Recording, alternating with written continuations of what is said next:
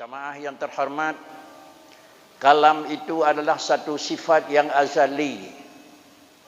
Artinya sifat yang tidak pernah didahului oleh tidak ada, dan sifat yang tidak pernah akan ketemu dengan tidak ada.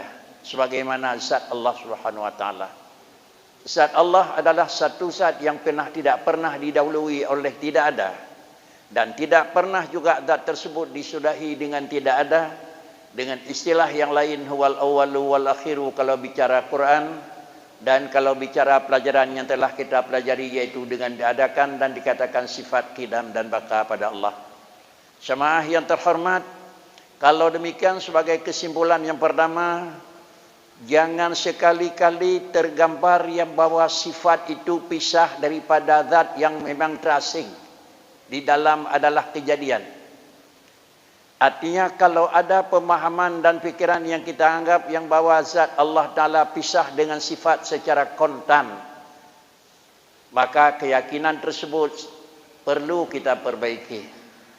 Sehingga kalau demikian, istilah yang pernah kadang-kadang kita dengar, Muhammad Allah, Allah zat, Muhammad sifat.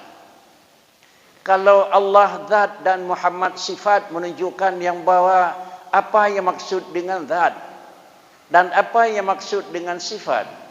Kalau yang dimaksud dengan zat Allah zat yang kadim, yang maksud dengan sifat Allah adalah Muhammad, sungguh pisah zat Allah dengan sifat. Dan sungguh yang bawa Muhammad itu adalah makhluk dan sifat itu kadim. Itu bukan kadim tapi baru. Hal inilah yang perlu sekali kita cerna. Jangan tergambar yang bawa zat Allah dan Muhammad itu sifat sama dengan dia pisah zat dengan sifat. Tetapi adalah sifat itu adalah bukan pisah sifat dengan zat.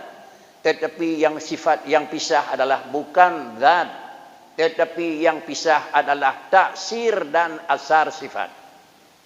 Saya ulangi, yang pisah dengan zat adalah bukan sifat, tetapi yang pisah dengan zat adalah asar sifat. Artinya, salah satu daripada sifat Allah Ta'ala adalah kudrah. Kudrah enggak pernah lekang dengan zat Allah. Tetapi asar kudrah, yaitu mungkin, itu bisa saja. Kalau demikian yang bawa Muhammad itu kita katakan sifat. Kalau itu yang maksud dengan sifat Allah, sungguh adalah sifat pisah dengan zat. Ini adalah berlawanan dengan akidah tauhid. Karenanya para hadirin sekalian jamaah yang terhormat, sebagai kesimpulan, yang bawa adalah sifat tidak pernah lekang dan tidak pernah lepas daripada zat. Kemudian yang kedua, di antara sifat Allah Subhanahu wa taala itu kalam. Dan Allah pernah berkata-kata di dalam Al-Qur'an, sebagaimana dalam kajian kita yang telah terdahulu tidak pernah ada hurufnya, tidak pernah ada suara dan tidak ada pernah lafadznya.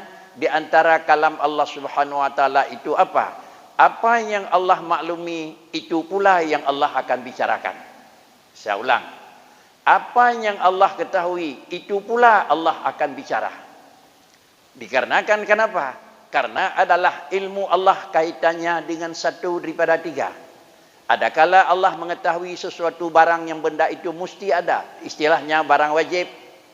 Yang kedua, Allah mengetahui barang yang sekali-kali tidak pernah, memang pernah ada. Adakala istilahnya mustahil.